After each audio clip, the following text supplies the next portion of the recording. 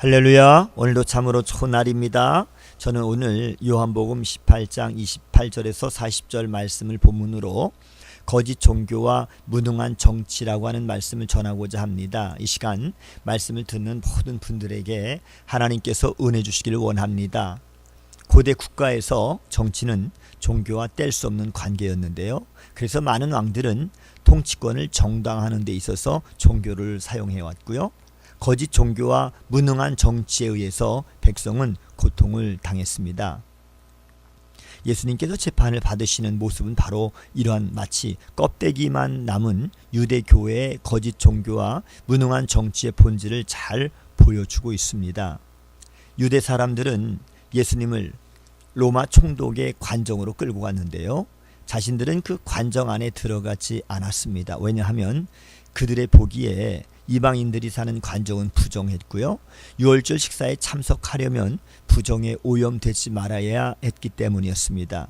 그래서 그들은 빌라도에게 예수님을 고발하면서도 죄목도 제시하지 못하고 본문인 30절에 이 사람이 범죄자가 아니라면 총독님께 넘기지도 않았을 것입니다 라고 하는 이 식의 어처구니 없는 진술을 하였던 것입니다.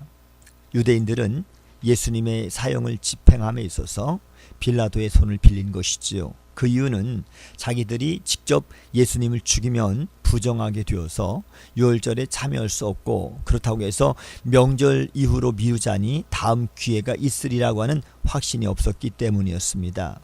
아무런 죄가 없는 사람을 죽이면서도 명절을 지키기 위해서 부정을 피하려는 가증한 자들이 하나님의 백성일 수는 없었습니다. 관정 안에는 예수님이, 그리고 관정 바깥에는 유대인들이 있는데 그들 사이에 빌라도가 마치 심부름꾼처럼 오가면서 묘한 상황이 벌어졌습니다. 요한은 이를 통해 총독이었던 빌라도가 얼마나 하찮은 존재인지를 잘 보여주고 있는데요.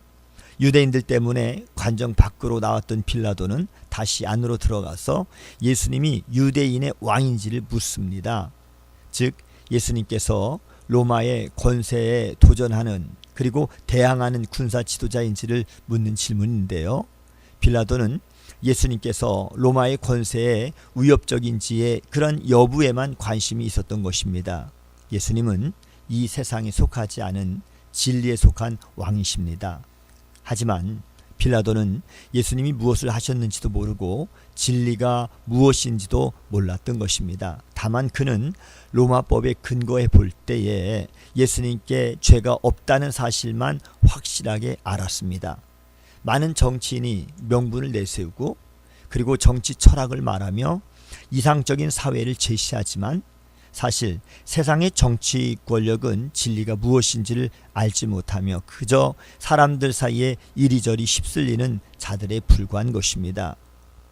유월절에 한 사람을 놓아주는 전례야말로 종교와 정치가 만나는 일이었습니다. 그런데 거짓 종교와 무능한 정치가 만나서 왕을 죽이고 강도는 살려주는 어처구니 없는 일이 발생합니다. 생명을 잃은 채 껍데기만 남은 유대 교회와 자기가 다스린 백성의 상황을 잘 이해하지도 못하고 올바른 재판을 감당할 생각이 전혀 없는 무책임하고 무능한 로마 총독에 의해서 예수님은 죽임을 당하셨습니다. 그러나 하나님은 이후에 부활을 통해서 예수님의 손을 들어주심으로써 종교와 정치의 이러한 실체를 드러내어서 예수님이 하나님의 아들이시요 그리고 이스라엘의 왕이심을 선포하셨습니다. 세상은 껍데기만 남은 종교와 그리고 무능한 정치 가운데 고통을 당하고 있습니다. 예수님은 그런 현실 가운데 들어오셔서 직접 고통을 겪으셨습니다. 우리가 이번 주 고난 주간을 보내면서 예수님이 이렇게 담대하게 맞서셨던 것처럼 우리도 세상에 굴복하지 않는 주님의 제자가 되시기를 주님의 이름으로 축복합니다. 샬롬.